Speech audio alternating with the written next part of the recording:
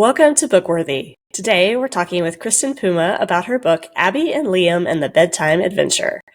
This series follows a dynamic duo of siblings whose bond is as strong as their imaginations are wild. Their world is one where the ordinary world becomes extraordinary, where a simple bedtime routine transforms into a journey of discovery and excitement. Welcome to BookWorthy, Kristin. Hi, thank you. Thank you so much for having me.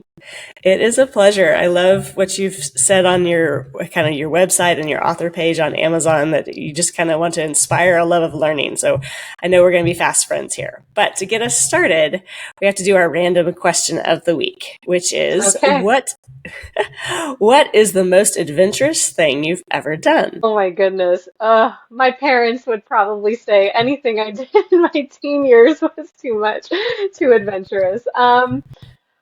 Gosh, I oh, I think the most adventurous thing I've ever done is spur of the moment. I took a trip up the mountains where I live, and I kind of found this little parking spot off the side of the road, and I parked and I just watched the sunset and the lights light up from the city below, and for me, that was super adventurous and just kind of something that, I don't typically get to do or just go and do. So, that was a pretty cool evening. That was a good night.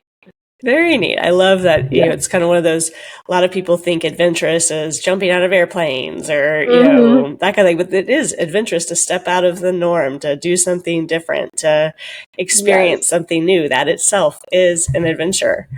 Yes. Well, Kristen, tell us a little bit about your book. So, Abby and Liam and the Bedtime Adventure, it was my debut children's book, and it was released early June of this past year. And it's based off of my children and my family and our own exciting adventures that we go on almost daily. And it's specifically about how these siblings, they just don't want to go to bed, right? No kid at the end of the day wants to go to bed. And so mom and dad, they create this kind of setting where even though they are trying to guide the children to go upstairs and make the right choice, they're still offering a welcoming setting where the kids can just have one more adventure with them. And it really just takes that mundane task of, getting ready for bed, brushing your teeth, all the things. It just takes that mundane task and turns it into something that can be enjoyable and doesn't have to be this thing that you're dreading doing at the end of the day. I know, come bedtime, it's usually mom and dad are just as tired as the kids are. And the kids are like, if I stop for just a second, I'll fall asleep. And we call it crazy tired because they'll just go 100 miles an hour because if they stopped, they would just Hmm. crash and they don't want to miss out on anything. Yes. Oh my goodness. Yes. Too fun. Well, Yep. in your bedtime routine with your kids that inspired this book, how did you kind of come up with the idea to make it more of an adventure than a task? Yes. I was actually on the phone with my older brother, a while ago, and he was telling me how my niece, how she just loves to take her time with going to bed, and he was just, a little bit he wasn't sour, but he was just, oh, bedtime is just, that kind of time of day where we're all just so tired and she makes it a little more difficult and she just won't, brush her teeth and go to bed. And so I just kind of had this light bulb moment where, he told me, he said, you should write a book for her about going to bed. And I was like, we have a pretty good setup here. So why don't I turn that into a story? Because for our family, there are some nights, I'm not gonna lie, there are some nights where mom and dad, we're both tired and we're just ready to end the day. And but at the same time,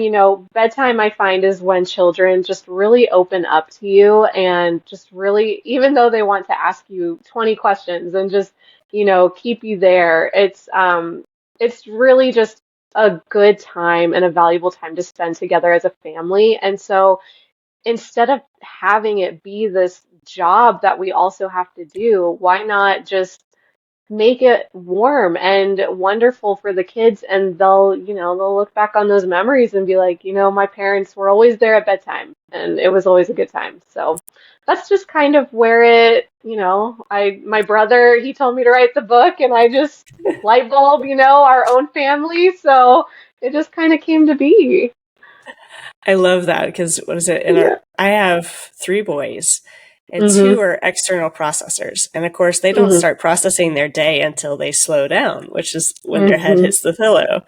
And Yep. so I've had to learn to embrace that time, to set aside Yes. that time, that, to remind myself this is the reason why I am putting my kids to bed.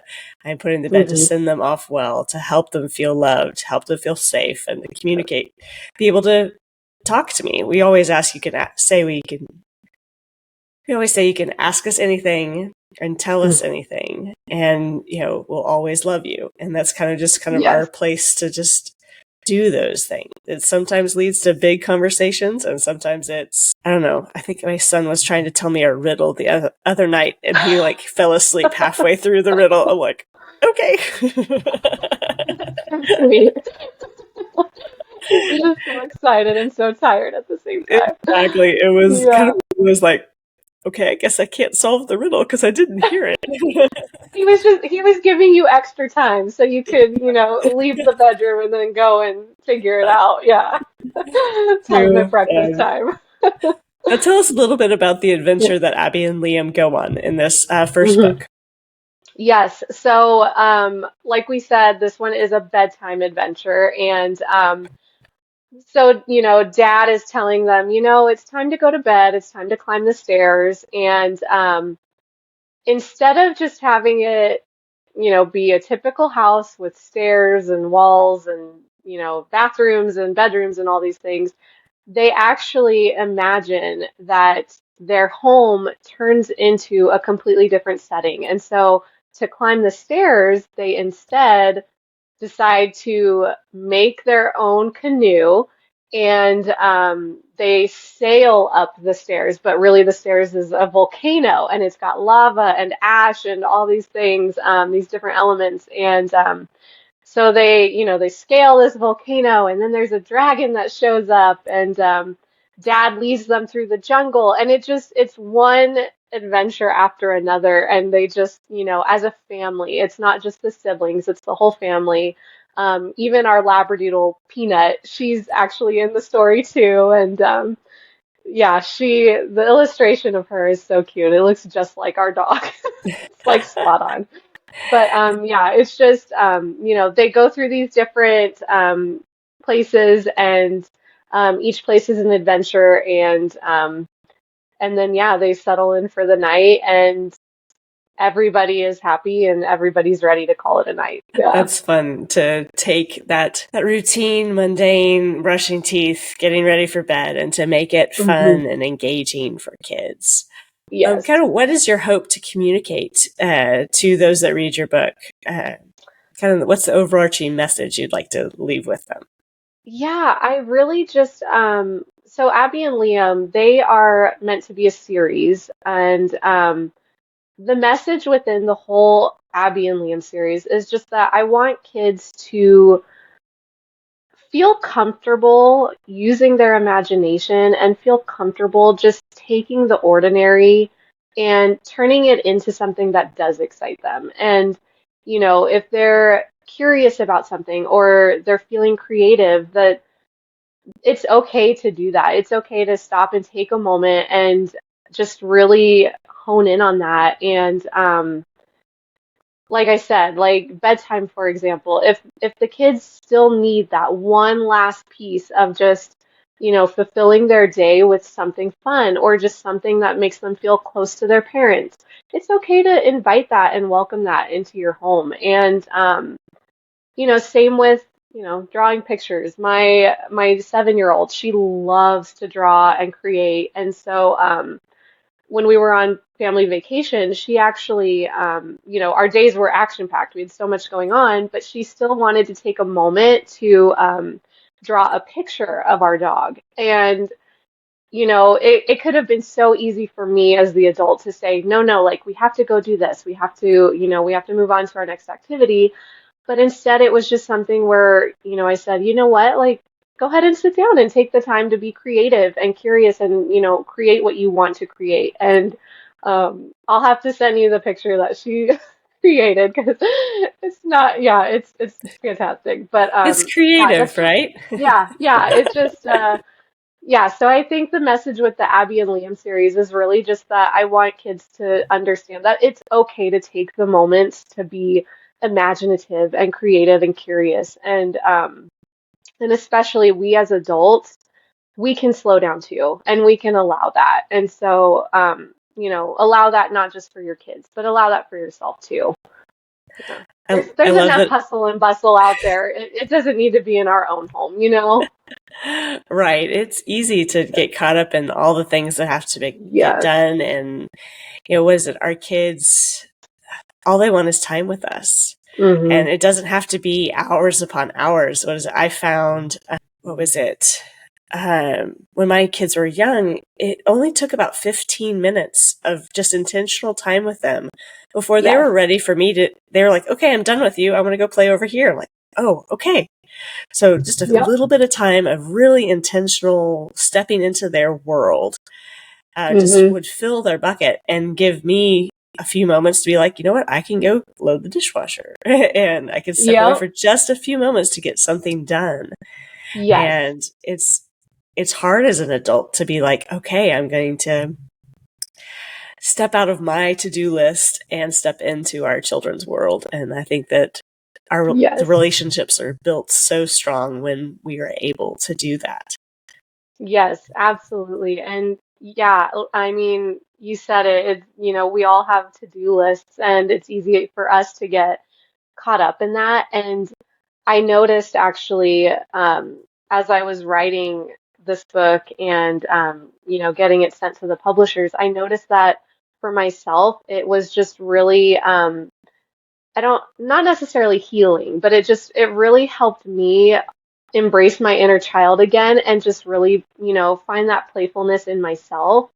And it definitely shifted my parenting style a little bit, which is really cool. I think I've always just kind of been that type of person where, if I have if I have things to do, I need to make the plan and I need to get everything done and I need to make sure I do it in a timely manner. Whereas my children and, writing these stories has really caused me to just settle down and slow down and just just truly enjoy the time that I'm in. And so, yeah, I don't know, add that to the to-do list, right? Enjoy Right, your right. time with your family. Too funny. I think I saw like, you've heard of TED Talks. Well, they're doing Hmm. like kid TED Talks now where kids are stepping Oh, up there and cool. doing things. And there was one where a kid her mom wouldn't let her watch TV. And she was like, her mom kept saying, be bored. That's a good thing. Hmm. And the kid was like, no, I don't want to be bored. But then she just kind of sat there and stared at the ceiling. And in moments, she just started creating something. She wrote a story and it's just kind of giving herself that Yes. time to sit and enjoy and be Hmm. bored and, allows our mind and our hearts to just explore and to embrace that childlike attitude that our kids Yes. are so naturally doing. Yes, yes. I mean, I think our kids are onto something. They have life figured out, I think. Yep. Most definitely. Yeah. Well, Kristen, when did your writing journey begin? Oh goodness. I wrote my first poem when I was 10 years old. And it was just this very adolescent, kind of theme with it. And I actually still have it. I read it a while back and I just had to chuckle to myself at, the rhymes I was creating. Like I'm at school and so is cool and just stuff like that. But either way, I wrote that poem when I was 10 and I fell in love with just the whole process of writing and the way I could string words together. And it just, as I grew, I continued to write poetry. And I just, when I write, I feel like the words are almost music to my ears. Like it's just this thing where I write and it plays in my head and it's just this really beautiful thing. And I just, yeah, I'm one with writing and I love that. But yeah, so I started writing when I was 10 and I would stop off and on depending on the season of my life. And once I had kids, that actually is kind of just where I shifted into writing picture books. And I love it and I can't say I'll ever go back to anything different. So, yeah. Like, there's a playfulness and a joy that comes with children's books, whether you're reading them or Yes. writing them. So that's always Yes, fun. absolutely. Well, Kristen, what's one of the most impactful books in your life? I don't know if I really have an impactful one. I guess maybe in different ways. As silly as it sounds, the Harry Potter series was the first set of books that actually got me like reading. Like I remember being a kid and I wasn't that much of a reader. I would read like the I forget what they were called. Maybe they were like old school. They had a picture of like a girl who lived in like the 1900s or like the 1800s, and they were Oh, the like Go basically, Dolls yeah, story. yeah. They were like the diary type stories. Yes, I have memories of just loving those when I was really young. But then as I kind of grew up a little bit, I just stopped reading. I don't know. Reading for me, I don't think was that big of an interest early on, but once the Harry Potter books came out, that's kind of what sparked my love again of books. So that was really impactful in that sense. I also I loved The Lord of the Rings. I like that was just that those were the books I think that like just opened my imagination. Those were just fantastic. And then to see the movies, I mean, that was just incredible too. Too Um, fun. but yeah, I mean, Anne of Green Gables, The Catcher in the Rye, just all like all the classics, I think. I actually really do love Jane Eyre. That's a really good one. Yeah, I don't know. I can't ever pick a favorite or like a most impactful because books are just so incredible, right? They have a way of bringing out different pieces of you, and it's just I don't know. I And then can't pick a hit favorite, I don't think. Yeah, and then they hit you differently in different seasons of Yes, your life. And so what would yes.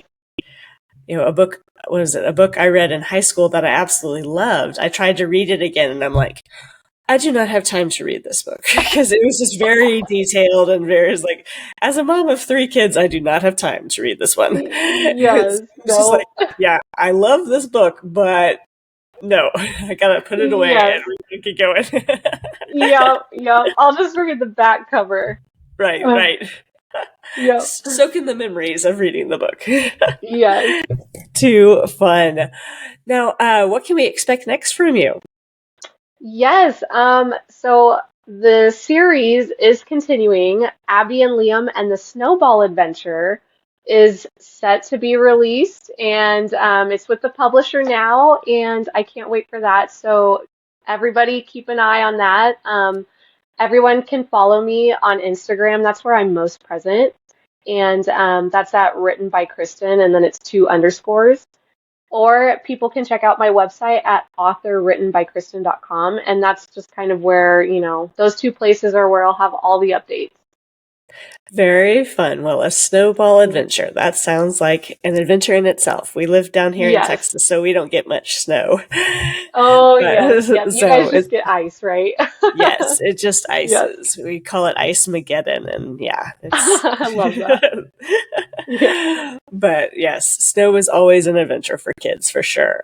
Well, Yes. Kristen, thank you so much for joining us today and telling us more about your book. Yes, thank you so much for having me on the BookWorthy podcast. I appreciate it. My pleasure.